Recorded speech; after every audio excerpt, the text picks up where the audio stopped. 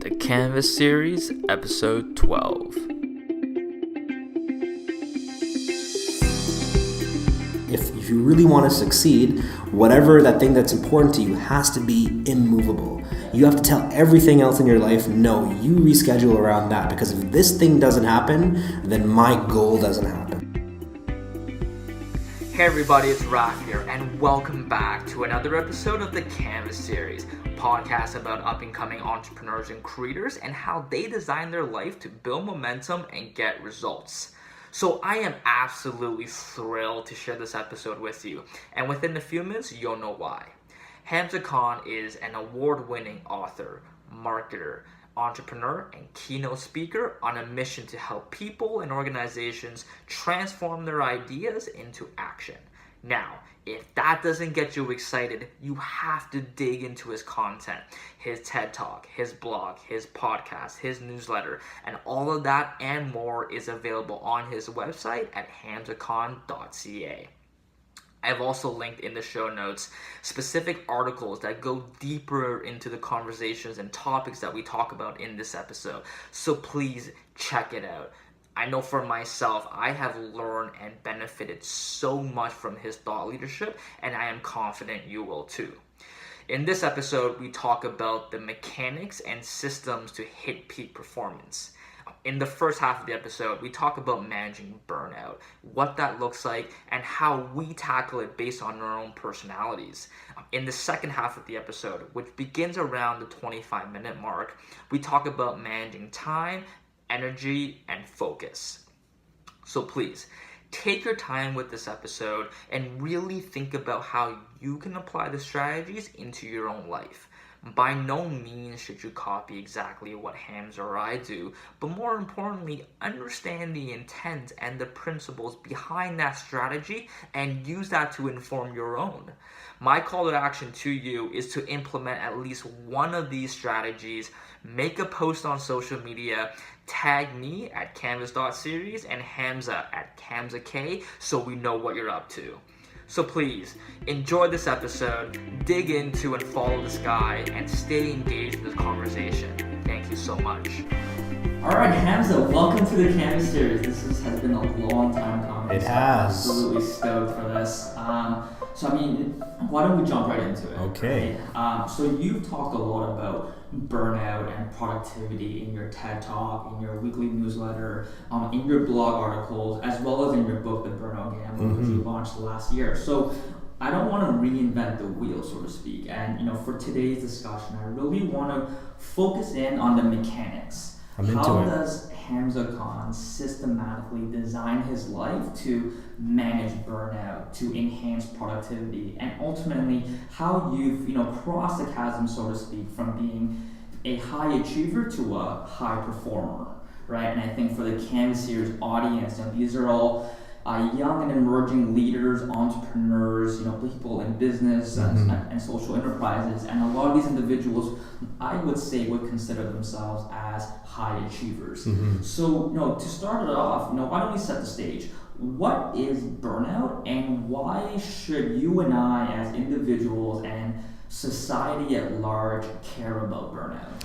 Wow, first of all, thank you for having me. That was one of the best introductions on a podcast I've ever heard. You've done your homework. And again, yes, this has been a long time coming. We're very like-minded.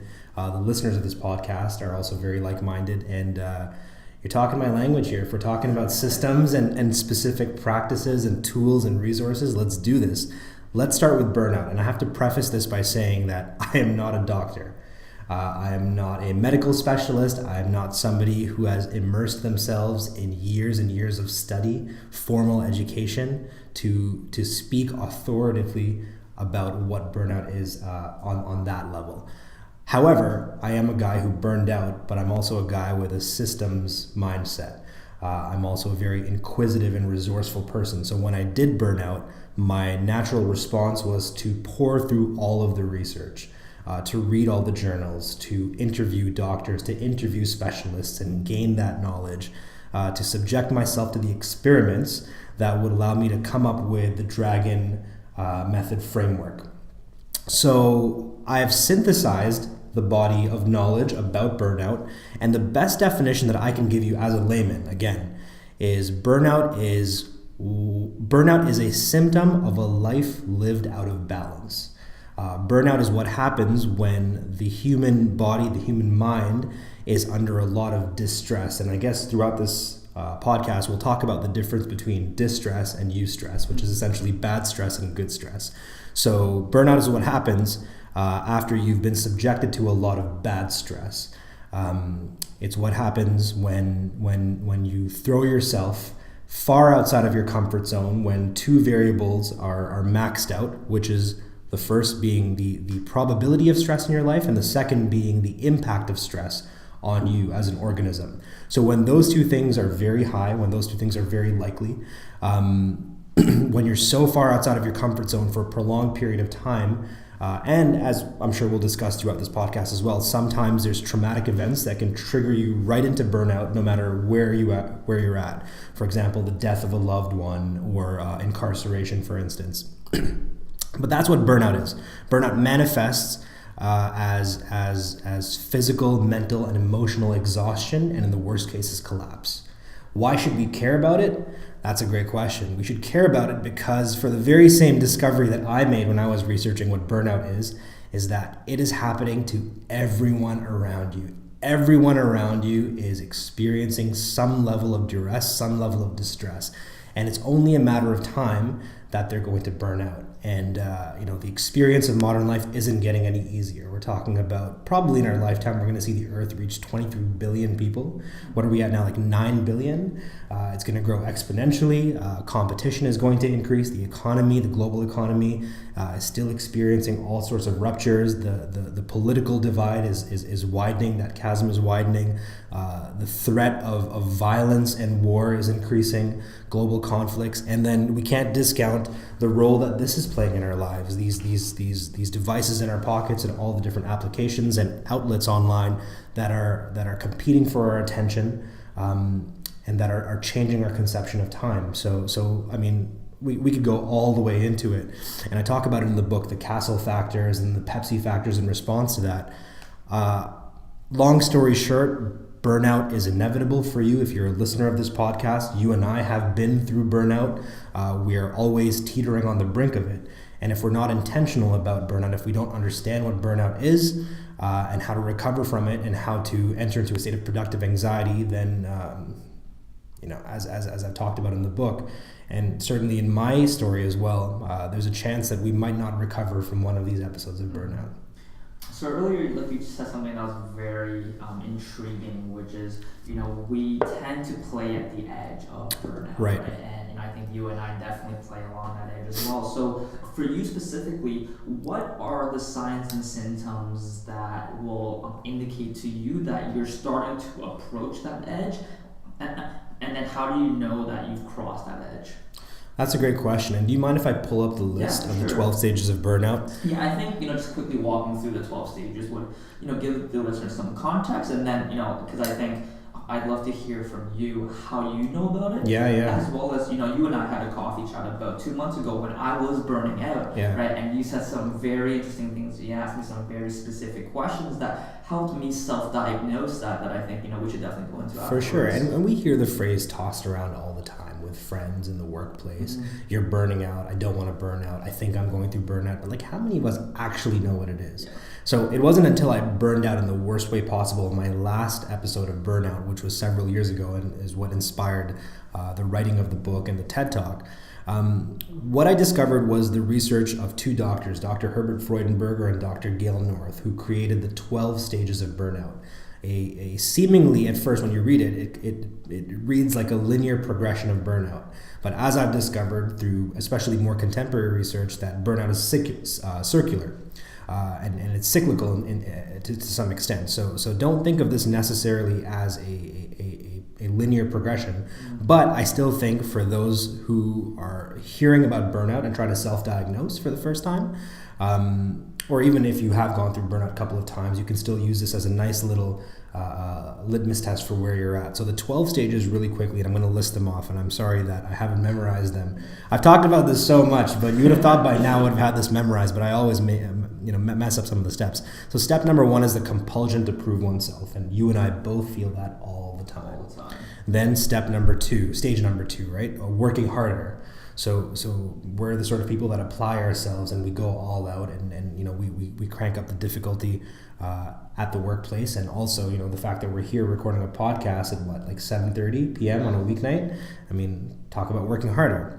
And then number 3, neglecting needs. And then number 4, displacement of conflict. Number 5, revision of values. Number 6, denial of emerging problems. Number 7, withdrawal. Number 8, odd behavioral changes. Number 9, depersonalization. Number 10, inner emptiness. And then the last 2 are particularly bad. Number 11 is depression, and number 12 is burnout syndrome. And I should describe what burnout syndrome is. It says can include total mental and physical collapse. And this is the time where you need full medical attention. This is the time where you need to go see a professional. Interesting. So for yourself, which one of the stages or any combination of the stages will indicate to you that you're starting to approach that phase? Totally. So stage number 4 for me is the tell. Stage number 4 is my threshold. Up until that point, the compulsion to prove oneself, working harder, and neglecting one's needs. Actually, within those first 3 stages is where I do my best work. So in my book, I talk about the Yerkes-Dodson law, the relationship between difficulty and / challenge and your performance. And when you have the right amount of difficulty and challenge, your performance increases in a bell curve. And not having enough also produces the same result as having too much. So you can have underwhelmed burnout and you can have overwhelmed burnout. So in my case, I do my best work when I'm hovering within the first 3 stages. And when I say neglecting my needs, I have to be very intentional about that. I could probably get by with missing a couple of hours of sleep, or pushing my meals an hour or 2 here or there, missing the gym for a couple of days in a row. As long as I'm intentional about it, and as long as I have the sufficient discipline and process to revert back to good habits, I'm okay. So I can oscillate between, being in complete control of my priorities to just dipping into a little bit of exertion beyond what I can bear. But once I start displacing conflicts, once I start, feeling scared about having a difficult conversation with my partner, once I start walking into the office and avoiding talking about the thing that's been on my mind for a long time, once there's a problem, an interpersonal problem that I need to resolve with my family or my friends, and I sweep it under the rug, that's usually a sure shot indicator that I'm going through burnout or I'm about to enter into burnout. Interesting. So do you have regular check-ins or certain triggers that will encourage you to really come back and center yourself and think about it and self-diagnose? Or do you find yourself, and I'm sure this is kind of like a iterative evolution over time, but how do you catch yourself in that state, and how do you catch yourself asking those kind of questions? Wow, that's a great question. So 3 very practical ways that I know that I'm going through burnout, because sometimes with burnout, actually in most cases, by the time you realize you're burning out, it's too late. You've already gone through it, you've passed through it, you're much further in the process than you think. So once you've achieved the stage of balance and you've found your baseline, you've found equilibrium, then you can become very cognizant of what those changes in your behavior are. So for me, it's when I start feeling the need to check my phone before I fall asleep and when I wake up in the morning. So if I don't have the presence of mind and I don't have the discipline to wake up and not check my phone, that's probably a sign that I'm anxious. That's probably a sign that I need to sort of escape my reality and go down the rabbit hole of Instagram and just teleport myself and experience a little bit of time dilation. And even when it comes to at night, not having the proper flow into a state of deep sleep.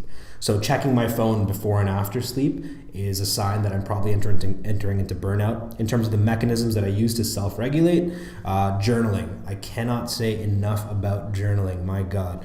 Go get a Moleskine, get any sort of notepad. I use the 5-minute journal. I've been a big fan of that. Obviously, we're very busy and we don't have time to write the sort of journals that we would like to, but this allows for a quick 3 minutes in the morning, 2 minutes at night, with very succinct prompts. If I find that my journal entries are either becoming very terse, very short, almost incoherent, that's a sign that I'm burning out as well. And or if I stop journaling altogether. If I don't make the time and the space for journaling, that's also an indication that my priorities are managing me versus the other way around. Yeah, like for me, when you and I had met up for a coffee maybe about 2 months ago, and you had asked me some questions, something you brought up was the idea of non-negotiables. Oh man! Right. So that's kind of my, that's my telltale, which is I think number 3 on the 12 stages. So some of the non-negotiables, such as meditating. Oh yeah. When I can miss 1 or 2 days, not the end of the world, that happens. But when I catch myself missing a whole week, oh man, consecutively, that's something's wrong. Something's wrong. And I find that the most challenging part is that once you miss multiple days consecutively, it's hard to even catch yourself, because then at least for me, I'm so tired that I'm not doing those reflections. Right, and that kind of spirals out of control, right? Because then I'm not meditating, but then. Can I ask? Yeah. So when you miss consecutive meditation sessions, do you know at the back of your mind that you're burning out? No.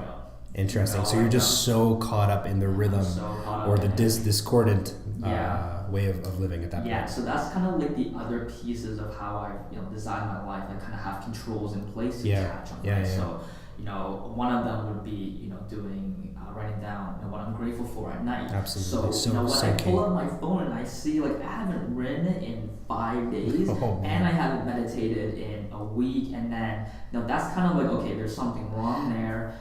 As well as in the mornings, I set kind of my daily goals. That's the engine light coming on. That's a diagnostic. I mean, that's your system, your heads up display saying that this is not working. Yeah, and even then though, sometimes I must admit, and this is for me still a learning process, is because even despite those 2 signals, I still let it go. And I think it's really you who really kind of until someone asks those questions, you because you're so caught up in it, right? For sure. And then now in hindsight, those 2 signs, plus I think my daily intentions, right? So I set goals every single day that I have to complete. Absolutely. And when I look back and I start to see certain patterns, much like you in the journal, when I start seeing that I'm setting really half-assed goals and not defined, very flaky stuff where I just don't even set them in general, those 3 combined really tell me, okay, there is something going on. Totally. And unfortunately, recently, it's kind of it was a little too late, so it's really trying to claw myself back up. Start again, sleep better, meditate again. Sure. Really, centering myself on the automations and systems that I built in the first place. That's so important, man. And I've been tossing around this phrase in my head, and it has different words associated with it. I haven't fully figured out the idea yet, but it essentially comes down to this. It's how badly do you want it? And do you want this more badly than you want other things? And when it comes to success, when it comes to productivity and peak performance, I think they all have to be be anchored with some strong why. And you have to be willing to put up with the pain of getting to that thing, and not see the stressors that are lining the way as bad stress. And I reference the work of Dr. Kelly McGonigal quite a bit, who wrote The Upside of Stress. Highly recommend that book. And she talks about how just simply reframing a stressful experience as a good stress experience versus a bad stress experience is enough to change your physical reaction to the stressor.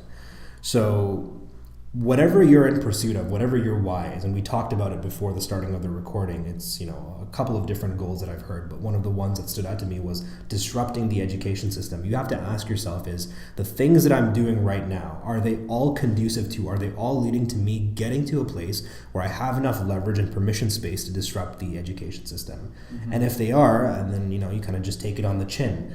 And if they're not, then you probably have to remove them, change them, diminish the probability that they'll happen in your life, or build up your tolerance to those things. For sure. I think it's a fine kind of balance, right? Because I think, having that clear why and vision in my head is definitely the number one reason that keeps me propelling forward, despite being exhausted and whatnot. And I think for a lot of the listeners listening as well, a lot of these individuals have a why in their head. Yeah. Right? So I think, like I think you said earlier, that was a really good point, is that we're all going to encounter burnout at some point, especially individuals, listening to the podcast like you and I, people who follow your blog and your newsletter. Right. So my question is, for someone who is currently experiencing burnout, what can they do?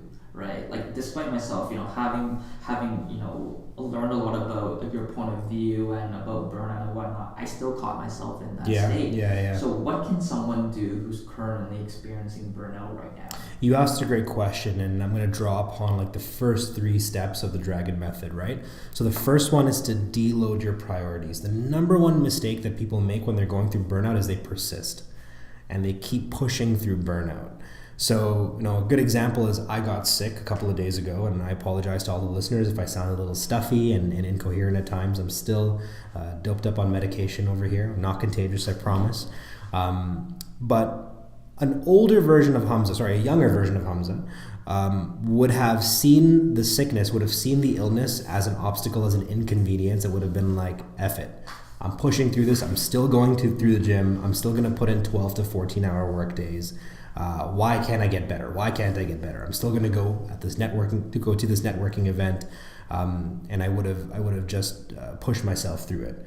How I recovered from this was like a pro. This comes only after having gone through burnout and recognizing and respecting your body. Honestly, as soon as I felt like the stuffiness in my nose, and as soon as I started getting those dry coughs, I was like, okay, there's a problem here. Something's attacking the organism. Let's start supporting body over here.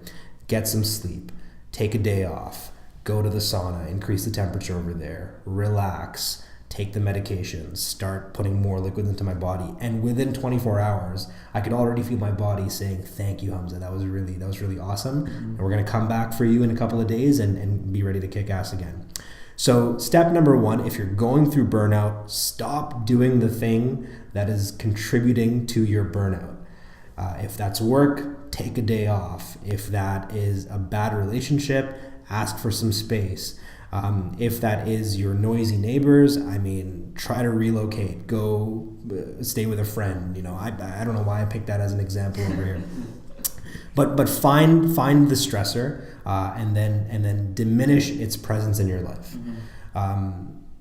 And then the second step would be to then reconfigure your focus. So when you're burning out, you're losing sight of what's important to you. You're losing sight of your why. I think it's important then to revisit some of those documents that you put together, whether it's a mood board, whether it's a vision board, whether it's the background on your phone, whatever it is that is going to remind you of why you're doing this. Connect with that ASAP.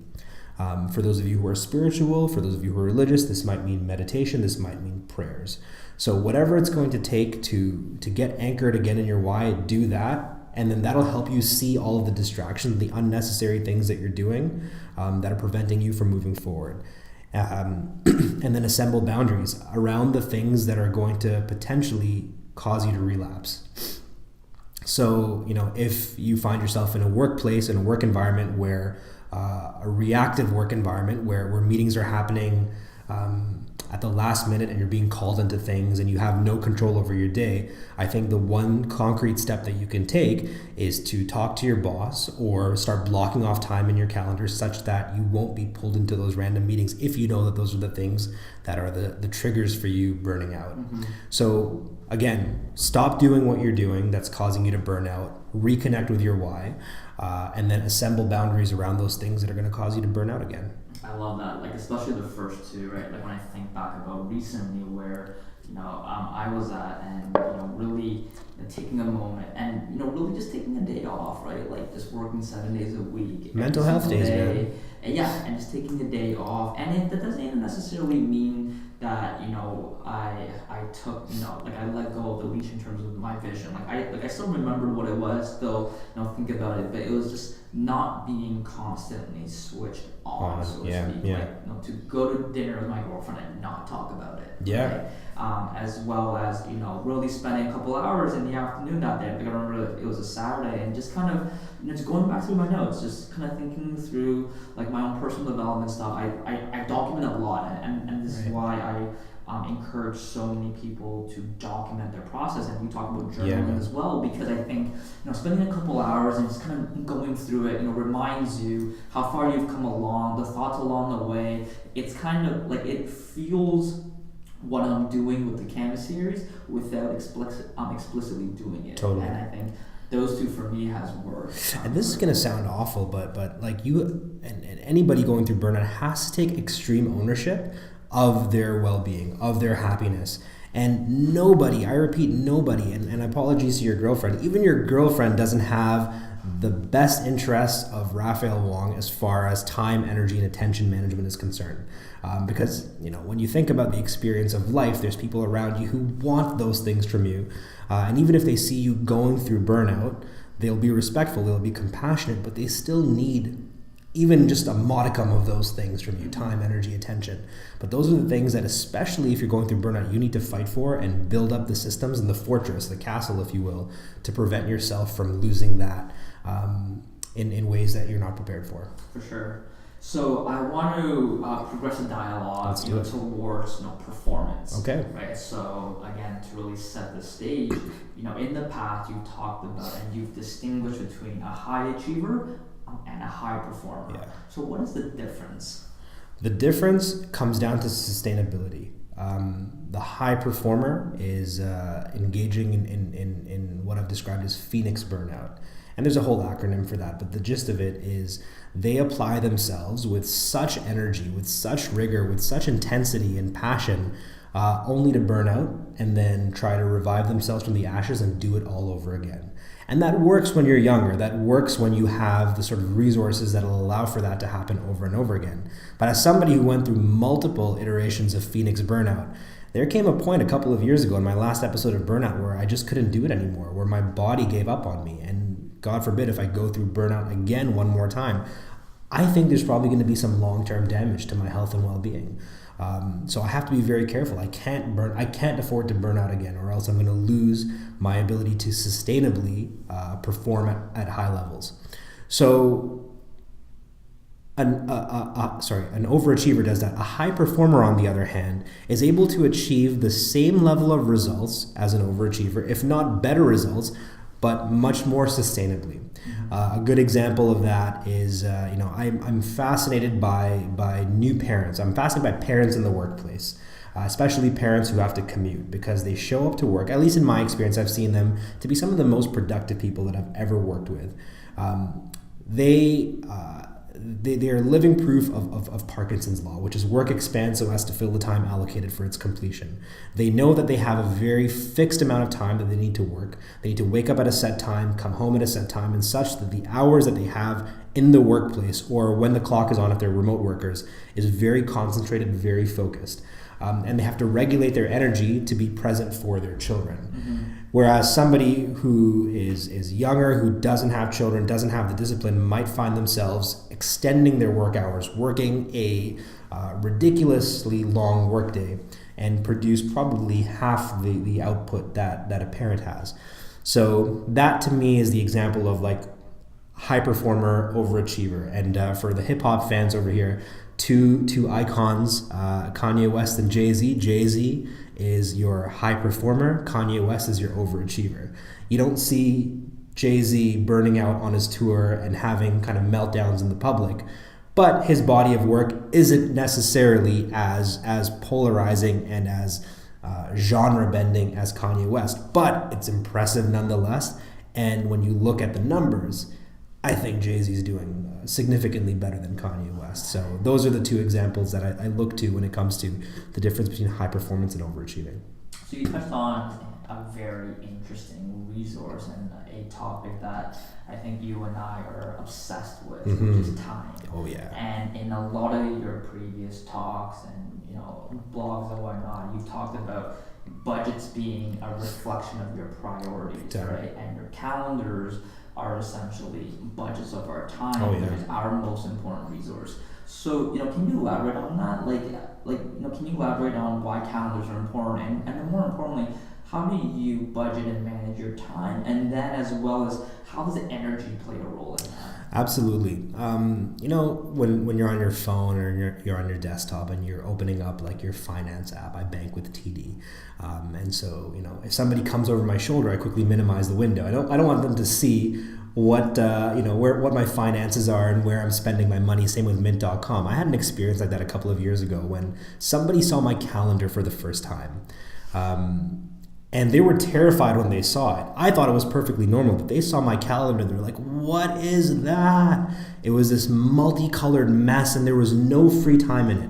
In fact, my calendar is probably the inverse of most people's calendars. Most people, they have like a blank canvas and then they'll only plot the things that they need to be at. My calendar is the total opposite. My calendar is block booked. There's no free space in it because everything is accounted for, including sleep, travel. I mean, if you look at how I prepared for this, you see a half an hour block to get here, you see the recording, you see the half an hour block to get home, you see an hour of recovery time from this. Not to say that I'm having a bad time here, but as you know, I'm an introvert and I'm here, I'm on, but I'm going to lose energy as soon as I get home. So I need to be very intentional and watch the Golden State game and just do that in some solitude. So my calendar for me is very personal because time is the most precious resource that you have. And so if we're so obsessed with managing our money on Mint.com and using QuickBooks and using TD, why are we not doing the same thing for the one resource that we have that is much more precious than money? Yes, and we cannot get back. And we cannot get back. And they say time is money, and to a certain extent that's true depending on the line of work you're in, but really time is time. Time is the ultimate luxury. So I am obsessed with tracking and predicting where I'm going to be, how much energy I'm going to gain, how much energy I'm going to lose, and making sure that those things in my calendar are tying back to my priorities. So there's another thing that we haven't talked about yet, which is how your calendar ties into heat maps in your life and how your calendar needs to be proportional to the things that are important in your life. Interesting. So can you give an example of like just very specifically, like what colors, how many different kind of colors, like how do you know what is what, and then when you look back at the heat map, like what does it mean to you? Sure. So I use a simple Roy G. Biv red, orange, yellow, green, blue, indigo, violet scale. So red is high energy expenditure, which is things like recording a podcast, things like speaking, things like having difficult conversation, things that are going to require for me to be really on. And on the total opposite end of the spectrum are things that are green, blue, indigo, violet, which are different shades of restorative and calming and soothing that'll replenish my energy. So my calendar has no more than one red thing per day. Like this is the red thing in my calendar. And I try very hard to not have days where I'm doing back-to-back red things. So tomorrow, unfortunately, fortunately, it's a really cool thing that I get to do is I get to interview a CEO tomorrow for half an hour. And that thing is red. And that is red because I know that I'm meeting this person for the first time. I have to conduct myself in a certain way and be on in the way that you are right now. But I'm making sure that between now and then, that it's completely green, completely blue, that there's nothing even remotely orange or yellow that's going to impact my ability to be fully focused for that conversation. And so for the listeners, right now as they think about really, taking advantage of their calendar, when you talk about energy in and out and restorative and whatnot, is that personal to Hamza Khan, and how much of that is influenced by you being an introvert as well? Because I share the same kind of attributes, and I'd love for you to share and elaborate on how did you arrive at this kind of construct? Totally. I imagine that this color coding system doesn't apply to extroverts because they start their day feeling underwhelmed and they need to experience the sort of high energy, the social activities that you and I kind of dread, but enjoy, but kind of dread. They seek it out actively. So maybe they can use their color coding in different ways. They can use it to signify priorities. So what I have to do is, because I color code for energy, then I have to use my naming conventions for my events to reflect priorities. So what they could probably do as introverts is, instead of using naming conventions, they could just name their events whatever, but then use their colors to tie back into what their goals are. So for example, one of my goals is fitness. I want to be physically fit. I need to sustain myself on natural energy and not drink as much coffee.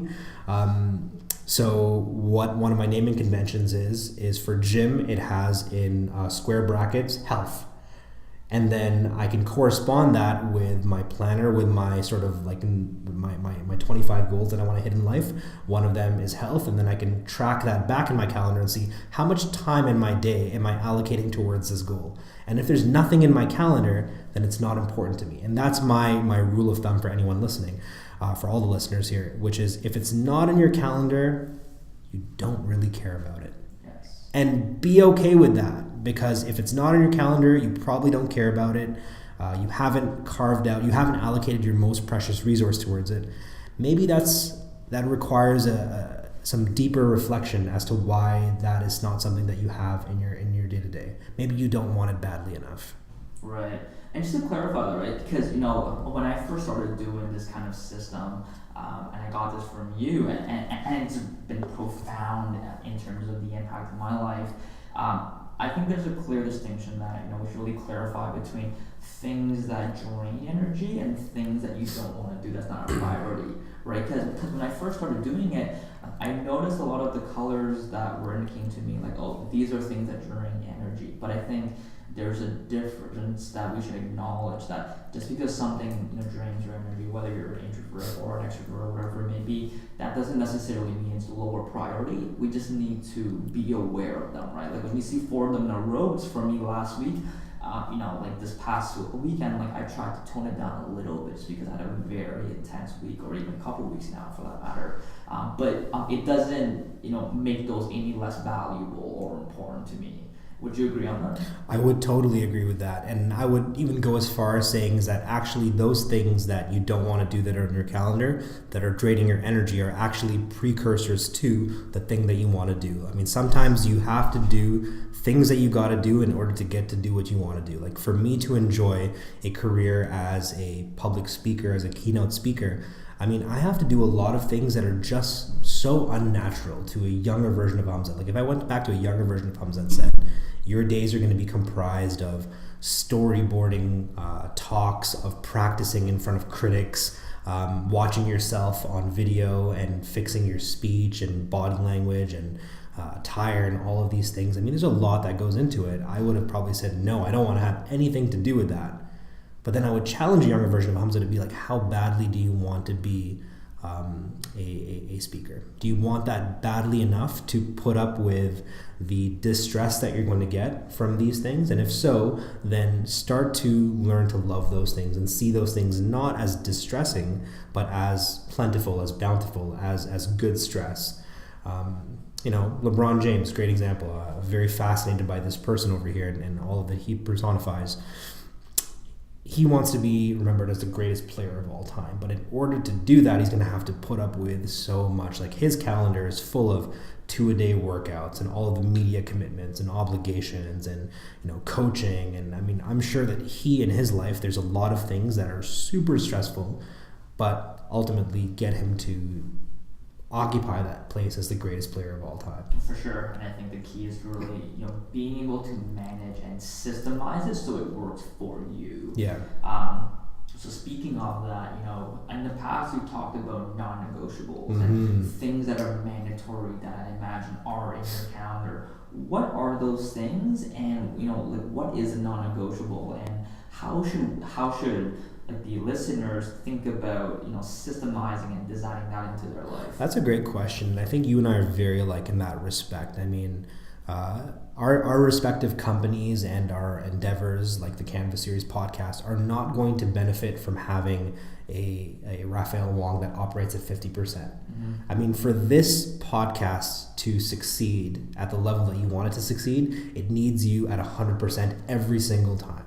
And in order for that to happen, you need to organize your day in a way that sees you gaining energy, saving energy, spending energy in a calculated manner, such that you can arrive to this podcast being on the way that you are. So that requires non-negotiables. And what I mean by that are these things in your calendar that don't move no matter what. And I think I got the phrase actually when my brother and we watched this documentary in our early 20s. We were really obsessed with bodybuilding. And we watched Pumping Iron. Have you seen Pumping No, Iron? yeah. Oh man, what a fascinating piece of work, man. And Arnold Schwarzenegger's in there, and we're watching him, and my brother and I had a really tough time putting the gym in our schedule because it would just be revolving around our work. So whenever I had work, then I would call him on the day of and be like, hey, do you want to go to the gym right now? And he's like, no, I can't do it now. What if we do tomorrow? Like, it was a very haphazard way of coordinating our gym schedules. And then we watched this documentary, and there's this line, and I'm probably going to butcher it, but Arnold Schwarzenegger says something to the approximation of, he's like, you have to be consistent with your gym.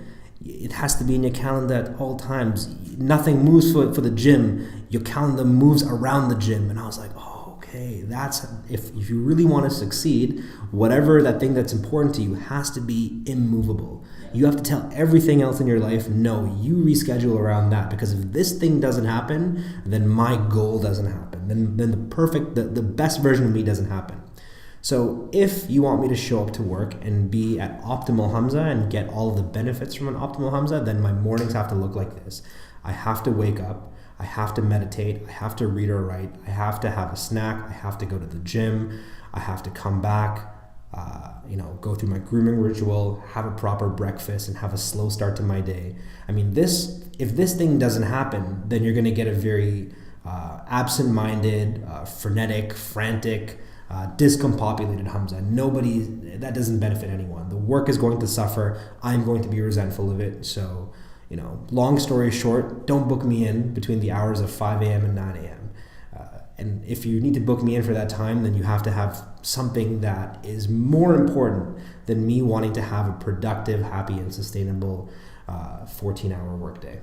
For sure, and I find that for both you and I, and for all the thought leaders and high performers I've been obsessively studying about, as well as young entrepreneurs and leaders like you and I, if there's one thing that is the non-negotiable, it's not necessarily do something for their business or for their job or whatever, but it's doing something for themselves. Absolutely. Right? Whether it's going to the gym, whether it's a morning routine, whether it's meditating, journaling, whatever it may be, I think that is such a unique insight that people, myself included, overlooked when I first started thinking about this. I thought of a non-negotiable as I need to have this meeting, or do this for work, or at least blast through 20 emails or whatever it may be. But I think as I really hone this process and methodology, it's really about my non-negotiable is about me.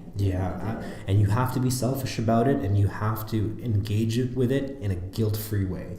You have to be okay with it. Like, I'm 30 and I play video games, and some of my friends are like, what are you doing, bro? Like, you're wasting your time here. Shouldn't you be applying that energy and that time and that attention towards something? I'm like, no, actually, when I do this, it's part of my self-care routine. Like, I feel better as a result of doing this. It provokes the creativity and the boredom necessary for me to then write the breakthrough pieces that you've come to enjoy. So that for me is part of the ritual of writing in some cases. Mm-hmm. Like on a Sunday, I'll wake up and I'll play video games for a little while, and then I'll get bored of the games and then feel inspired to write. So you have to do it, and you have to be okay with it. Like, you don't have to explain to anyone why you need to do the things that you need to do. Mm-hmm. Because the day you start doing that is you're starting to build your calendar and your priorities in relation to somebody else's expectations of you. To play the orchestra, you got to turn your back to the audience, man. Yeah, and something you said in the past is really to create and operate in your own time zone. Absolutely, and man. That's definitely something that I want to link in the show notes that I think everyone should read and learn to embrace, right? Just trying to progress the conversation onwards, we talked about burnout, we talked about managing time, and I think these two really contribute to our ability to focus and make decisions, mm-hmm. and have the willpower to follow through on those choices.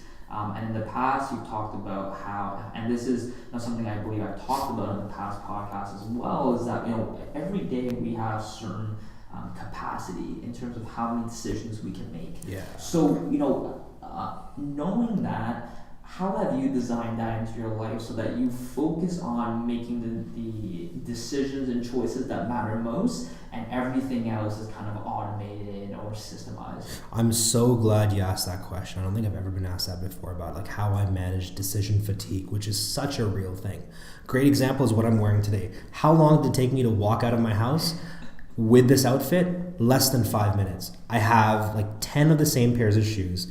This is the same model of pants that I have in like 15 different colors. I don't know how many black H&M premium cotton V-necks I have. I don't know how many hoodies I have. It took me 5 minutes. I just reached and I grabbed from every drawer, left to right, and I walked out. That was it. Whereas I remember in workplaces past, it was a whole routine. Like I'd be like, okay, so tomorrow I have this meeting, which means I should wear this color shirt and this color tie and this color belt and this color shoes. And I was like, whoa, that turned into a 45-minute inner dialogue and process about clothes. It's taking away from the time that I need to focus on doing the work. So that's the first thing. The second thing is my phone. Ooh. If I show you my phone, it's a teenager's worst nightmare. There's no notifications on it. 0 notifications. I don't even get phone call notifications. I'm like, if you're calling me, this better be about somebody who is going through some dire physical straits here. Like injured, cancer, death. That's the only reason you call me. I don't check social media often. I check it maybe once or twice a day. Never in the mornings, never at nights before I fall asleep. In terms of how I receive my communication, I'm not subscribed to any newsletters other than from my closest friends. Obviously, anything that you send me, anything that I'm subscribed to with you, that comes to me. But my work, and that's it. I don't subscribe to any other newsletters. I don't need that kind of non-targeted emails in my life. Very systematic about which conversations come in through email versus which ones come in through text messages, direct messages. So I've told all my friends, I've educated them that if you message me on Twitter DMs, Instagram DMs, Facebook DMs, WhatsApp, I'm probably not going to get around to it for a couple of days. And I've given them a sort of approachability hierarchy, which is if you need a response right away, text me. If you need a response, or text me or call me. If you need a response within the same day, email me. If you need a response within a couple of days, social media. If you need a response in a couple of months, send a pigeon or something. Right? So I'm very careful with how I receive information, and I go as far as making sure that my media diet is regulated as well. So I try to consume high quality media sources. So I make sure that on Twitter, I'm subscribed to all the channels that I want news from. My Instagram, my Facebook are heavily curated, and I use the birthday trick. Have you heard of the birthday trick? No, I haven't. So anytime a birthday rolls around and I go on Facebook and I see somebody that I don't recognize, it's an instant unfriend. If this person I have a negative association with because of what they post, I mute them or I unfriend them. Same thing with Twitter, same thing with Instagram too. Like if you're contributing to my feed in a way that's making my experience less pleasant than I want it to be, then I unfollow you or I mute you. And I do so with absolute prejudice, with the full expectation that people are doing the same thing to me. And that's a way to practice digital wellness, or as Bailey Parnell, my partner, Skills Camp, calls it, safe social. So those are things that I do, very practical things that I do to regulate the amount of information that comes my way. And also recognizing that after 8 hours, that is the human threshold for making decisions, for making decisions with full capacity. After 8 hours of high stress, high energy output, and exposure to, I think we talked about like 35,000 decisions a day. After 8 hours is probably when you should not make any critical decisions about your future. You can make some micro decisions. That's one thing as well. And then trying to have all of your big decisions either made first thing in the morning or right after lunch is another thing that I do as well. I try not to have any meetings in the morning because I feel like having I want to sustain my decision-making capabilities throughout the day. And I find that like morning meetings are a sure shot way for me to rupture my ability to make decisions later in the day. And the last thing I'll say on this is, when it comes to making decisions, Alcoholics Anonymous, don't ask me how I know. I've never been, and shout out to anybody who has been and has taken the step to go there. I actually got this from them, which is HALT, HALT. Hungry, angry, lonely, tired. Don't make decisions if you're experiencing any of those things. So if you're hungry, angry, lonely, or tired, don't make decisions. And so that for me is a rule of thumb when it comes to making sure that I'm engaging in high level or high cognitive capacity tasks and meetings and they're timed around when I eat. They're timed around time of the day, when I have the right kind of social support in my life, and when my mood is even keeled. For sure. There's a lot of thoughts there that I want to unpack. Right? Please. And I think the first thing that immediately jumped to mind is that it's going to be unique to every individual person. 100%. Because there's things that you said there that I'm like, yes, I'm so in, same page. Halt, like especially when I'm hungry, bad idea. Oh man, don't go into a budget meeting when you're hungry. Yeah, but for me, at the same time, like you said something about, making decisions after lunch. For me, that's like a bad time, right? Like after lunch. Because you're tired. Boom. Yeah, right? Extra, like obviously, life happens and sometimes you can't control it, but I do my best to, construct my time and my schedule in such a way that I don't have anything, critical after lunch, right?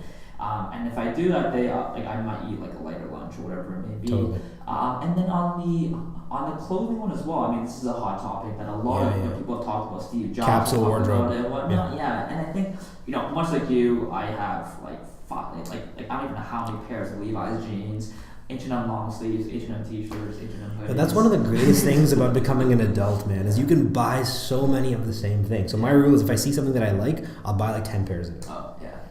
That's it. And so I think for you and I wouldn't say on that front, but I've spoken to people who if they leave their house without putting a lot of thought into their outfit, they actually feel less energized because they feel that how they dress is their way to express their creativity. And that's fine. I'm okay with that, but just figure out a way to streamline that process, because God forbid you die while that's happening. Your tombstone would read, "Here lies Hamza, he died while doing his hair." Right? Like, you just want to eliminate that as a possibility in your life. To paraphrase Kanye, you want to be doing dope shit at all times. So find a way to reduce the decision fatigue and just the amount of decisions that you have to make about trivial things. Yes. And try to save that for high cognitive capacity tasks. Like, we both are fans of Robin Sharma. He talks about the 90-91 rule. For the first 90 minutes of every day for 90 days, work on one thing.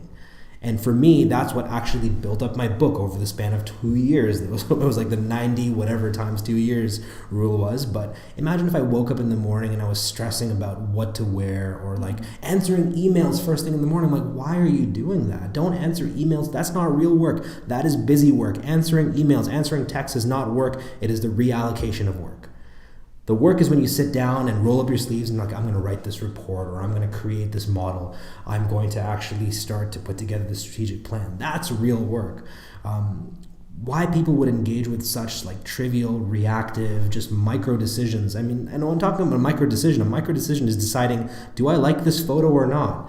Should I comment on this flat lay video of somebody pulling, a cheese pull on a pizza? Like, that's not the first thing you want to do in the morning. So save that valuable capacity, save that focus, as we talked about, for the things that truly matter to you. Yeah, and I think that's a long and iterative process to figure out what are those things that matter to you, right? And what are the things that you don't necessarily need to care about. And I would encourage everyone listening to embrace that process of figuring it out. Right? And I want to challenge your listeners. If you want to see a dramatic change in your capacity, do these two things. The first is for 30 days, disable your notifications. You have no idea how much notifications are ruining your life.